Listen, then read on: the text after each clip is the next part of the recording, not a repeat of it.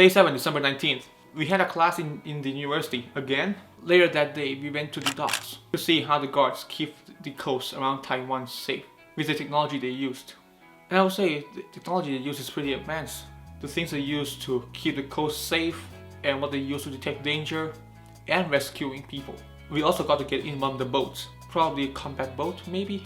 It has a large water spray and some guns on it. I don't know what happened later that day. Day 8, 28th December. We did not have a class on this day.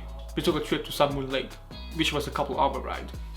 We had a doctor join us, a loud doctor who was a student at Providence University, and his name is Dr. Saifon Punsawan. I hope I got it right. If I remember, I think he practices medicinal herbs. I don't remember exactly. On our way there, we stopped at a large candy store, which looks like a castle, but I did not buy anything because I spent most of my time outside, looking at the giant chessboard and stuff they had on display.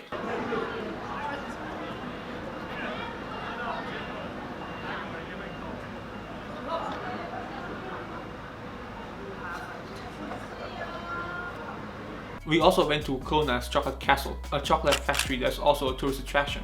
There we got to learn the history of chocolate making and see how Kona Chocolate Castle make their chocolates. We also get to make our own chocolates, which was pretty nice. The ice cream there is pretty good. The coffee is also pretty good. I'll say it was fun. There were also a couple there doing their wedding photo shoot. We had lunch at a restaurant after a trip at a chocolate castle. The lunch was pretty good too. I like Chinese food. Actually, I like any food. After lunch, we finally got to Sun Moon Lake, and it was pouring rain. We had to buy raincoats and coverings for our shoes, but my shoe covering ripped, and my shoes got completely soaked.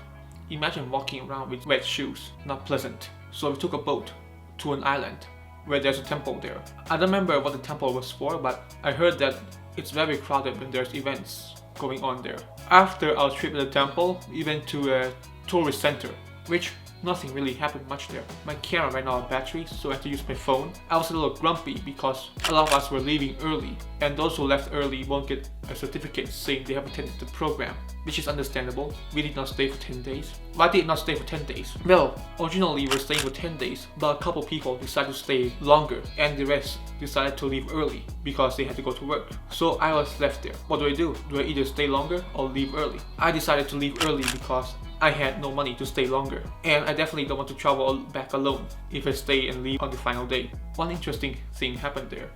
I found a puddle. It looks pretty interesting. I took a picture of the tourist center with its reflection on the puddle with my phone. I then suddenly stopped feeling rain dropping on me, so I looked up to see what's happening. Then I saw a lady holding her umbrella covering me. She looked down at me and was surprised. She laughed and walked away, saying something in Chinese, which I don't know what she said. After a trip at the visitor center, we then had dinner together as a group because a lot of us were leaving that day. After dinner, we went back to our hotel, and I remember sitting there in the hotel room with a hairdryer, blow drying my shoes so it gets dry for the trip tomorrow. I definitely don't want to wear wet shoes in the airport. After I finished drying my shoes, I then went to wash my clothes. They have washing machines, which is pretty convenient. Day 9, December 21st. Nothing happened much. Those who were leaving left the hotel to the airport, got on a flight. Those who were staying continued with their trip. One thing that happened to those who stayed longer, which I really wish I did stay longer for it. Those who stayed longer went to the Rainbow Village, which was in Taichung, and I always wanted to go to that place. I learned about that place a few years ago while watching digital Rev TV on YouTube. The next time I go to Taiwan, I will finally climb that mountain, that Elephant Mountain, and go to the Rainbow Village. That's what I'll do next time I go to Taiwan. And of course, get to the top of Taipei 101 building and see the view of Taipei City. Final thoughts on the trip. The trip was pretty fun. I'll say it's one of the best trips I've had so far. I was nervous and afraid at first, but after we got there, my fear was all gone. My feeling of nervousness was all gone. I had fun there. It was a good trip. It is also a good way to learn about a new country and their culture and how our cultures differ. I thoroughly enjoyed my trip, and I'd like to say thank you to everyone involved in making the trip happen. I hope you're all staying safe and fine in this hard time. As we know, there's a pandemic going on right now, and I heard that Taiwan is doing a pretty good job at keeping the country safe, and I wish to see you again. Alright, thanks for watching. See you later.